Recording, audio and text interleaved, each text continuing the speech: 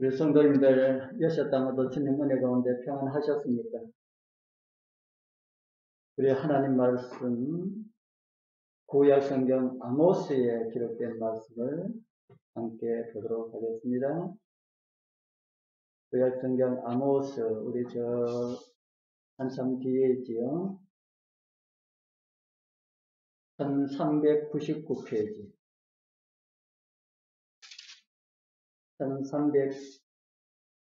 1400페이지 정도에 있습니다. 아모스 4장 12절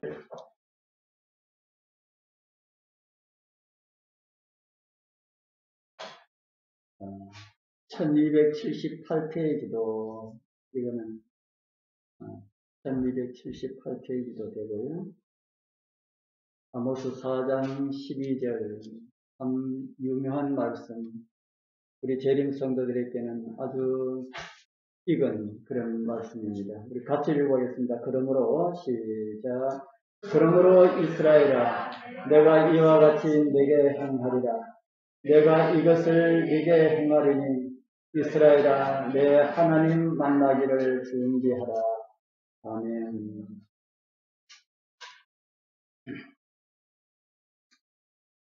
선지자 아모스는 누구를 만나기를 예배하랍니까?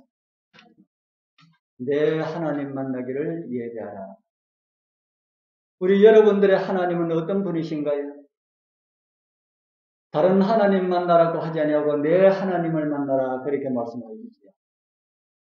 여러분들의 하나님은 어떤 분이십니까? 성경이 말하는 하나님을 나의 하나님으로 영접하시고 나의 주인으로 모시게 되길 바랍니다. 그리고 우리는 왜 하나님 만나기를 예배해야 할까요? 왜 우리는 하나님 만나기를 예배해야 할까? 성경은 이런 말씀을 우리에게 보여주고 있습니다. 마태복음 25장 10절에 기록된 말씀도 우리가 잘 아는 그런 말씀이죠.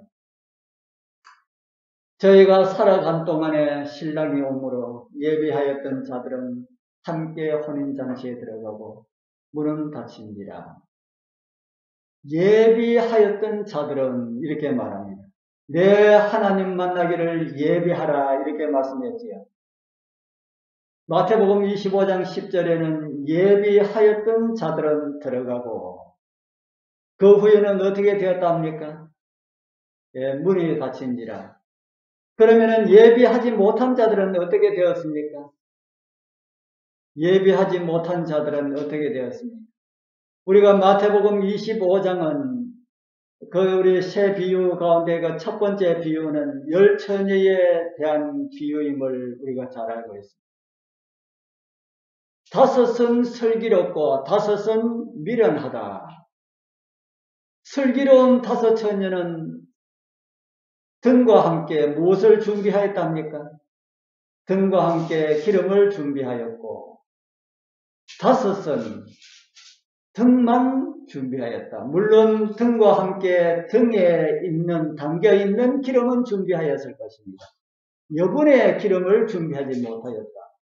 다섯은 등과 함께 담겨있는 그 기름도 준비하고 따로 여분의 기름을 준비하였지만은 다섯은 여분의 기름을 준비하지 못하였다. 그런데 밤중에 신랑이로다 맞으러 나오라는 이런 소리에 열 처녀가 다 자다가 깜짝 놀라서 일어나니까 그 등에 불이 어떻게 가고 있다고요? 등에 불이 꺼져가는 것을 봅니다. 그리고 심지를 올렸으나 기름이 없으면 심지가 어떻게 됩니까? 여러분들 옛날에 심지 있는 등불 켜보셨습니까? 심지 있는 등불 알고 있는 사람이 많이 적을 것 같네요. 우리 지사님 켜보셨어요? 우리 임 지사님은 심지 있는 등불 모르지요? 참, 이렇게 세대가. 우리 옛날에는 다 전기가 들어오지 않아가지고 다 호롱불, 등불 이런 걸 켰습니다. 기름이 다 되면은 기름을 부어줘야만이 살아나는데, 기름이 없으면은 심지를 올리면은 타기는 타는데 뭐가 타버립니까? 심지가 타버립니다. 그러니까 심지가 다 타버리면은 불이 꺼지게 되지요. 그래서 이번에 기름을 가진 자들은 꺼져가는 등에다가 기름을 채우니 금방 밝아졌지만은, 그러나 준비하지 못한 자들은 기름이 없어서 등을 밝힐 수가 없었다. 그래서 이번에 기름을 가진 처녀들에게 기름 좀 나눠달라 하니까 무슨 말을 했습니까? 나눠줄 수가 없다 그랬지요. 참 냉정한 것 같지요. 나눠줄 수가 없다. 우리가 나눠주면은 너희들도 부족하고 우리도 부족하고 다 부족하기 때문에 잔치 자리가 엉망이 될 수가 있다.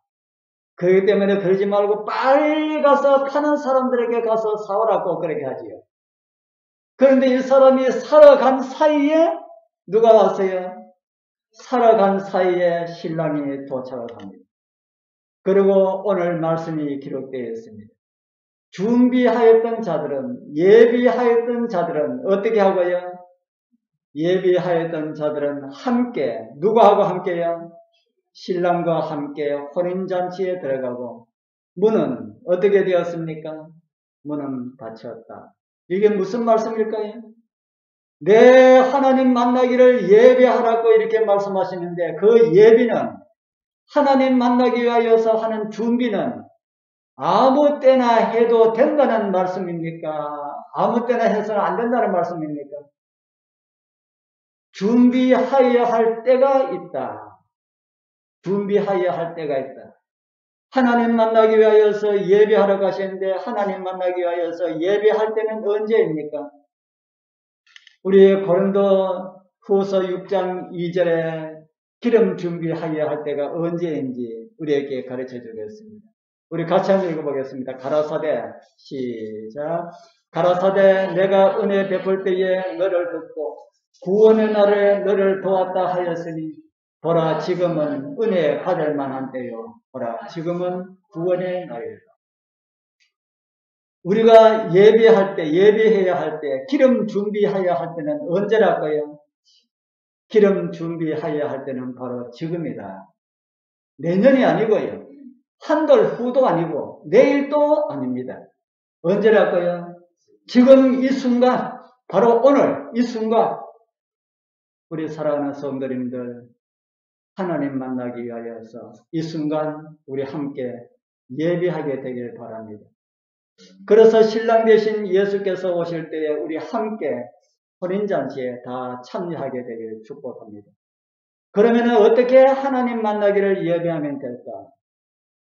저는 오늘 의료 선교와 관련해서 주님 만나기를 예배하는 자들은 이렇게 살았으면 좋겠다라는 그런 말씀을 좀 드리려 합니다.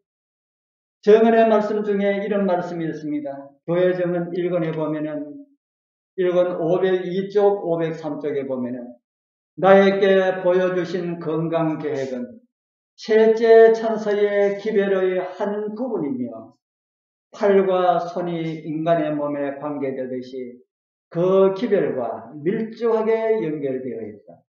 나는 우리가 한 백성으로서 이 위대한 사업을 진척시키지 않으면 안 되는 것을 보았다. 건강과 관련된 내용은 무엇의 한 부분이라고 합니까? 건강과 관련된 부분은 셋째 천사의 기별의 한 부분이다. 셋째 천사가 무엇입니까? 셋째 천사가 믿음으로 우리의 구원의 주가 되시는 주님을 바라보면서 하나님께서 우리를 위하여서 예비한 하나님의 안식에 참여하라 라는 것이 셋째 천사의 기별입니다.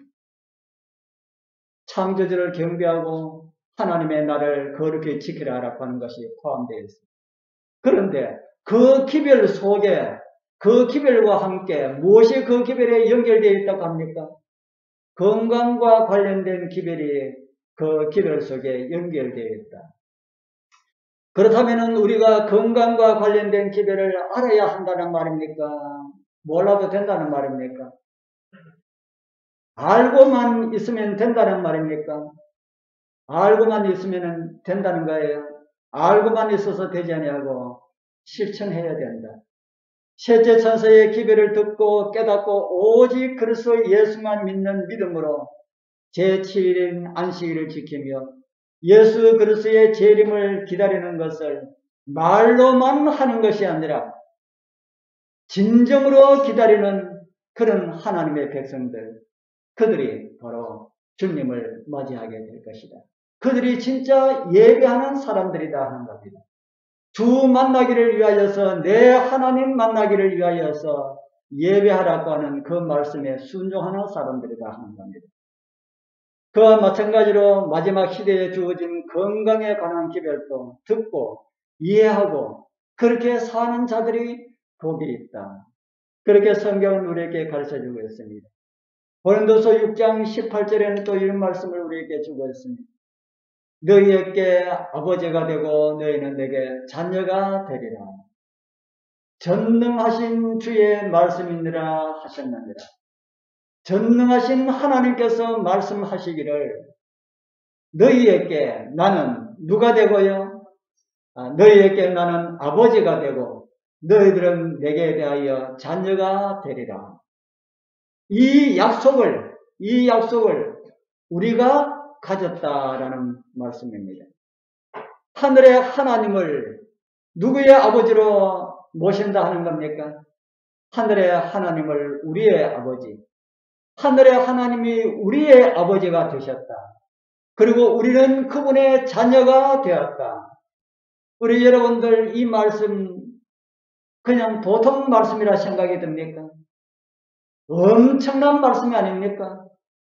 우리 여러분들 이 지구상의 어떤 위대한 통치자와 어떤 인척 관계면에서도 참 엄청날 것인데 우리는 그런 시시한 어느 한 나라의 주권자가 아니라 온 우주, 온 하늘을 만드신 그 창조주 하나님께서 누구의 아버지랄까요? 우리의 아버지를 그놓고 나의 아버지를 그러셨죠. 누가 그러셨어요? 둘 다 두 분 다 정지사님이라 가지고, 뒤에 정지사님, 앞에 정지사님 그랬습니까? 뒤에 정지사님이요. 예. 그 우주의 창조주께서 우리의 하나님, 우리의 아버지라기보다 나의 아버지다.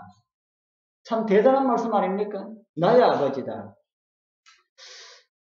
북한의 그 김정일의 손자, 김한솔, 아시는 분 아시죠?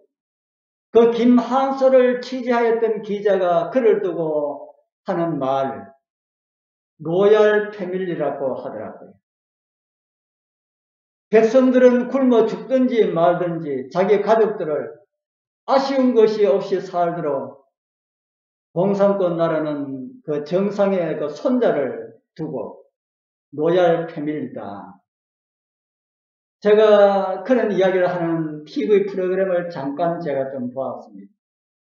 북한에서 온 기자 한 사람은 김한솔을 좋게 이야기하는 우리나라 기자를 향하여서 하는 말이, 김한솔도 지금 착한 듯이 그렇게 보이지만은 역시 마찬가지로 용서받을 수가 없는 가족 중 한 사람입니다. 그렇게 이야기하더라고요.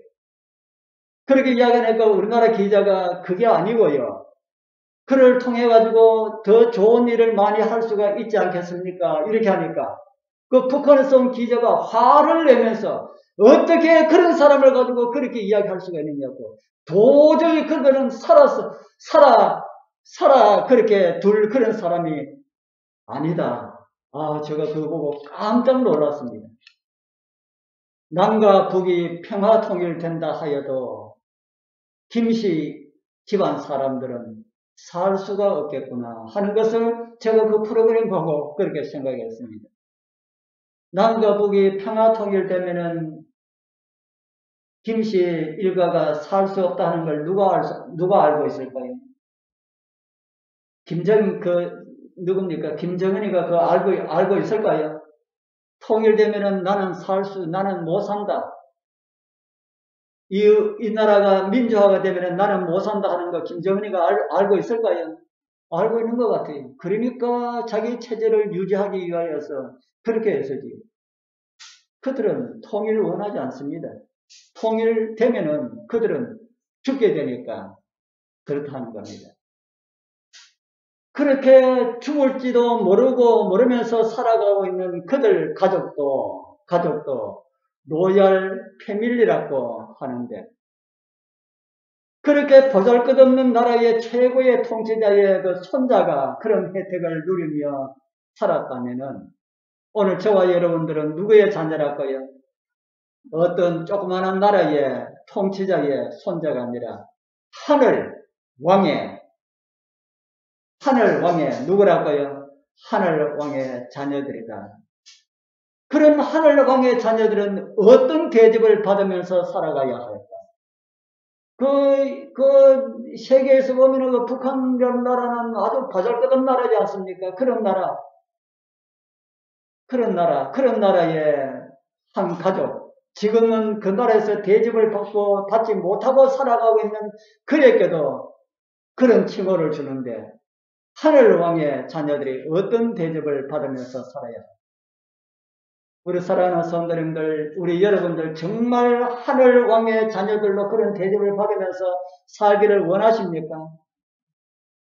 그런 대접을 받으면서도 그런 대접을 받고 있는지 없는지 모르면서 살아가고 있는 백성들을 향하여서 성경은 이렇게 말을 해주고 있습니다. 그러므로 그런즉 사랑하는 자들아, 이 약속을 가진 우리가 하나님을 두려워하는 가운데서 거룩함을 온전히 이루어 육과 영의 온갖 더러운 것에서 자신을 어떻게 하자고요? 자신을 깨끗게 하자. 사도 바울이 말하는 이 약속은 하나님은 우리 아버지가 되고 우리는 그의 자녀라고 하는 그런 약속을 말하고 있습니다. 이 약속을 가진 사람들은 어떻게 살라고 합니까? 하나님은 우리의 아버지가 되고 우리는 그분의 자녀가 된다고 하는 이 약속을 가진 사람들은 어떻게 살라고 합니까? 하나님을 두려워하는 가운데서 거룩함을 온전히 이루어서 어디서 자신을 깨끗하게 하라고 합니까? 육과 영의 온갖 더러운 것에서 자신을 깨끗하게 하자.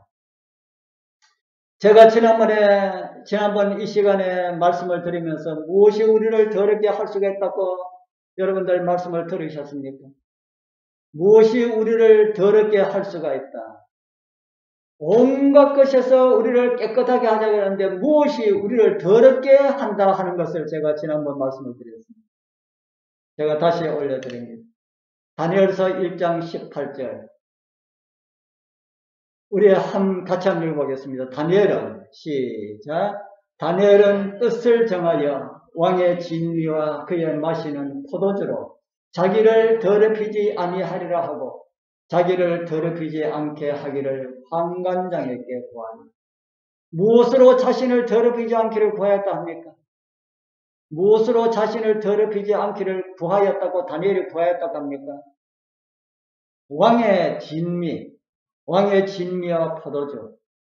다른 말로 하면은 궁전에서 주는 음식으로 자신을 더럽히지 아니하리라 하고 자기를 더럽히지 않게 하기를 환관장에게 구하여. 음식이 사람을 더럽힐 수 있다는 말입니까? 제가 지난번에 여기에 관한 말씀을 좀 드렸지요. 성경은 그렇다고 다니엘은 우리에게 가르쳐주고 있습니다. 우리 사랑하는 성도님들, 음식에 욕심을 많이 내지 마시기를 바랍니다. 음식에 욕심을 내면은 더러운 것인지 어떤 것인지 모르고 먹게 되게 되고, 그렇게 하면은 우리 자신을 더럽힐 수가 있다고 성경과 정언의 말씀은 우리에게 가르쳐주고 있습니다. 음식물에 관한 권면 35쪽에 보면은 또 이런 말씀이 있습니다. 그들은 스스로 해야 할 일이 있는데 그것은 자신을 위하여 하나님께서 해 주시도록 남겨두어서는 안 될 일이다. 이건 무슨 말입니까? 그들 스스로가 해야 할 일이 있다. 그들은 누구를 가리키는 말입니까? 오늘날 하나님의 백성들, 이스라엘 백성들이 가나안에 들어가는 일에 있어서 하나님께서 하실 일이 있고 백성들이 하여야 할 일이 있습니다. 이스라엘 백성들이 가나안에 가기 위하여서 하나님께서 하실 일은 어떤 일입니까? 애굽에서 종살이하고 있는 백성들이 가나안에 가고 싶다고 갈 수가 있습니까? 먼저 애굽에서 나오는 일을 해야 합니다. 그런데 그 일은 종은 할 수가 있습니까? 없습니까? 종은 누구 집에 살고 있는 종이 자기가 나는 이제 종 하기 싫어하고 나간다고 해가 종이 안 됩니까? 안 되잖아요. 그래서 애굽에 종살이하고 있는 백성들을 종에서 해방시키는 일은 누가 할 일이랄까요? 그거는 하나님께서 하실 일이다. 이스라엘 백성들이 스스로 애굽에서 나오려 하여도 할 수가 없다는 겁니다. 우리 성도님들, 우리들도 죄의 세상에서 우리가 나오는 것, 그거는 우리가 할 일 아닙니다. 그거는 하나님께서 해 주셔야 되는 겁니다. 그 다음에 그렇게 애굽에서 구하여 종살이에서 해방된 그 민족들이 가나안에 가는 일은 누구 걸음으로 가야 합니까? 가나안에 가는 일은 누구 걸음으로 가야 합니까? 애굽에서 딱 종살이에서 해방되어 딱 나왔을 때에 애굽 변경에다가 엄청나게 큰 비행기를 한 대 딱 갖다 놔놓고 다 타라 해가지고 바짝 들어다가 가나안 땅에 딱 옮겨주면 안 될까요? 하나님께서 그렇게 하실 수도 있습니까? 하나님께서 하실라 하면은 그렇게 하실 수도 있지요. 그러나 그거는 그런 것까지 하나님께서 안 해주신다. 왜냐하면은 그것이 그 사람들에게 유익이 못 되기 때문에 그것은 안 해준다는 겁니다. 그렇기 때문에 가나안까지 가는 걸음은 누가 걸어가야 된다고요? 백성들이 걸어서 가야 합니다. 오늘 우리도 죄에서 구원은 우리가 할 수가 없습니다. 이스라엘 백성들이 유월절 어린 양의 피로 구원하셨듯이 우리도 어린 양 되시는 예수 그리스도의 보혈만이 우리를 구원하실 수가 있다. 그러나 우리가 하늘까지 가는 걸음은 그 걸음은 누가 걸어가야 한다고요? 우리가 걸어가야 한다. 그래서 저은의 말씀은 그렇게 말씀을 하셨습니다. 그들은 스스로 해야 할 일이 있는데 그것은 자신들을 위하여 하나님께서 해 주시도록 남겨두어서는 안 될 일이다. 하나님께서는 저희가 이 일을 하도록 남겨놓으셨다. 그것은 개인이 할 일이므로 한 사람이 다른 사람을 위하여 그것을 할 수가 없다. 개인이 다 걸어가야 될 길이다 하는 겁니다. 우리 선율이가 걸어가야 할 길을 엄마가 대신 걸어가 줄 수가 없다 하는 겁니다. 우리 정문조 집사님이 걸어가야 할 길을 제가 남편 된다고 내가 대신 걸어갈게 해줄 수가 없다는 말입니다. 우리 라니 집사님이 걸어가야 할 길을 김덕환 집사님이 내가 좀 더 신앙을 더 먼저 했으니까 내가 좀 더 믿음이 좋으니까 내가 대신 해줄게. 이거 안 된다 하는 겁니다. 우리 각자는 각자가 걸어가야 할 그런 길이 있다. 개인으로 하나님과 관계를 가지고 그 길을 걸어가야 한다는 겁니다. 우리 사랑하는 성도님들, 구원받은 하나님께서 우리를 구원해 주신 그 구원의 은혜를 감사하면서 하늘 가나안까지 걸어가는 그 일까지 주님께서 해달라는 그런 기도는 하지 말기를 바랍니다. 그러면서 음식물에 관한 건면은 그 다음에 또 이런 말씀을 우리에게 주고 있습니다. 35쪽에 보면은 폭식은 이 시대의 편만한 죄이다. 색욕은 남녀들을 노예로 삼으며 그들의 지력을 흐리게 하고 그들의 도덕적 민감도를 마비시켜 하나님의 말씀에 거룩하고 고상한 진리들이 이해되지 못하게 한다. 저열한 성질이 남녀들을 지배하여 우리가 하여야 할 일에 대해서 정언의 말씀은 우리에게 말씀을 해주면서 하나님의 백성들이 반드시 극복하여야 할 두 가지 죄를 우리에게 가르쳐 주고 있습니다. 이거 극복해야 된다. 이거 극복하지 못하면 망한다 하는 겁니다. 그것이 하나는 음식물과 관련된 그 폭식이고요. 다른 하나는 이성 문제입니다. 폭식은 이 시대의 편만한 죄라고 말하고, 색욕은, 이성 문제는 남녀들을 노예로 삼기 위한 사단의 작품이라고 그렇게 말을 하고 있습니다.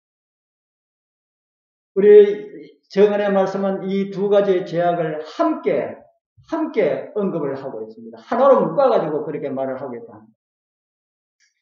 그 다음에 주신 말씀은 이 두 가지의 죄의 결과가 같기 때문이라 하는 겁니다.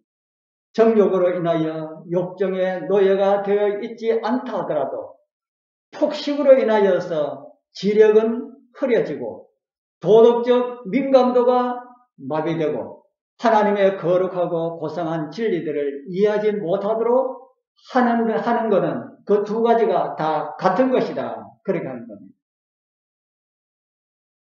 참 무서운 말씀 같지 않습니까? 폭식이 이성 문제로 인하여서 색욕의 종이 되는 것과 같은 그런 나쁜 것이다 하는 겁니다. 폭식이. 폭식을 다른 말로 하면은 뭘까요? 폭식. 폭식을 다른 말로 하면은 과식입니다. 과식. 저는 폭자가 들어가서 폭식은 과식보다 한 단계 높은 긴 줄 알고 폭식이 뭘까 하고 인터넷을 제가 찾아보니까 폭식이 과식이다 하고 되어있더라고요. 우리 사랑하는 성도님들, 재림 성도가 덜 되어도 재림 성도에 가까운 삶을 산다고 한다면은 어떤 사람이든지 색욕의 그 이성의 노예들로는 살지 않을 것입니다. 그러나 재림 성도들도 빠지기 쉬운 것이 하나 있는데 그것이 뭐랄까요? 그것이 폭식, 과식이다 하는 겁니다. 우리 성도님들, 저도 이 과식할 때가 있습니다. 더욱이 안식일날 모여가 먹으면은 그 한 번씩 먹는 게 어떻게 이렇게 맛이 있던지 그거 먹을 때 과식을 하는데 그때도 과식을 하지 말아야 되겠다 하고 결심합니다. 우리 성도님들도 과식하지 않도록 결심하게 되기를 바랍니다. 또 정언의 말씀에 이런 말씀이 35장 음식물에 관한 거면 35장의 계속해서 보면 이런 말씀이 있습니다.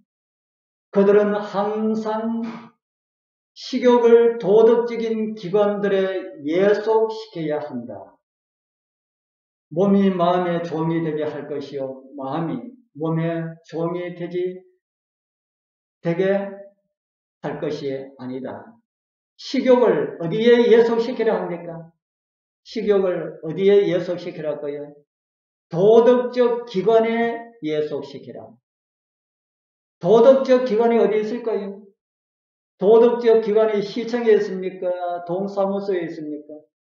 도덕적 기관 어디에 있습니까? 밖에 있는 것이 아니고 우리 마음에 있지요. 우리 마음에. 성경에는 선한 양심에 대한 말씀을 우리에게 주고 있습니다. 디모데전서 1장 15절에 보면은 경계의 목적은 청결한 마음과 선한 양심과 하면서 선한 양심에 대한 말씀을 우리에게 주고 있고 베드로전서 3장 16절에도 선한 양심을 가져라 그렇게 말씀을 하고 있습니다. 우리 성도님들 선한 양심을 사모하게 되길 바랍니다. 선한 양심은 어떤 양심을 가리키는 말일까요? 성경은 선한 양심, 깨끗한 양심, 착한 양심 이 전부 다 같은 것임을 우리에게 가르쳐주고 있습니다. 이런 선한 양심, 착한 양심은 어떤 것일까? 선한 양심이 있으면 또 어떤 양심도 있을까요? 예, 악한 양심. 고린도전서 8장 7절에 보면은 그런 말씀이 있습니다. 그 마지막에 보면은 그들의 양심이 악하여지고 더러워진다. 악하고 더러워진 양심도 있다. 그래서 저는 선한 양심은 성령의 지배에 있는 양심이라고 그렇게 이해를 합니다. 무엇의 지배에 있는 양심이냐? 성령의 지배 아래에 있는 양심. 우리 사랑하는 성도님들, 우리 여러분들의 양심을 성령의 지배 아래 두게 되길 소망합니다. 아까 읽은 정은의 말씀을 다시 올려드립니다. 음식물에 가는 거면 35쪽에 보면은 그들은 항상 식욕을 도덕적인 기관들에 예속시켜야 한다. 몸이 마음의 종이 되게 할 것이요 마음이 몸의 종이 되게 할 것이 아니다. 식욕을 어디에 예속시키려 합니까? 도덕적 기관, 도덕적 기관과 뭐하고 같은 것임을 제가 성경을 아까 읽어드렸습니까? 도덕적 기관, 선한 양심. 선한 양심은 누구의 지배를 받고 있는 양심이라고 했습니까? 성령의 지배를 받고 있는 양심. 그러면 한번 생각해 보십시오. 몸이 마음의 종이 되게 할 것이요. 몸이 마음의 종이 되게 할 것이요. 마음이 몸의 종이 되면 안 된다는 겁니다. 마음이 몸의 종이 되면 안 된다. 우리의 몸은 거의 습관에 의하여서 길들여져 있습니다. 그것이 좋은 습관이든 나쁜 습관이든 길들여진 습관에 따라서 우리의 몸이 움직이게 됩니다. 그런데 그 몸이 습관에 따라 움직이는 삶이 아니고요. 무엇에 따라서 움직이는 삶을 살아갈까요?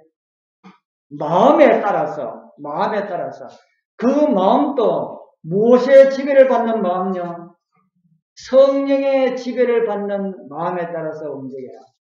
습관에 따라서 움직이지 말고 마음에 따라서 움직이는데 그 마음이 악한 마음이 아닌 성령의 지배를 받고 있는 그 마음에 따라서 움직여라.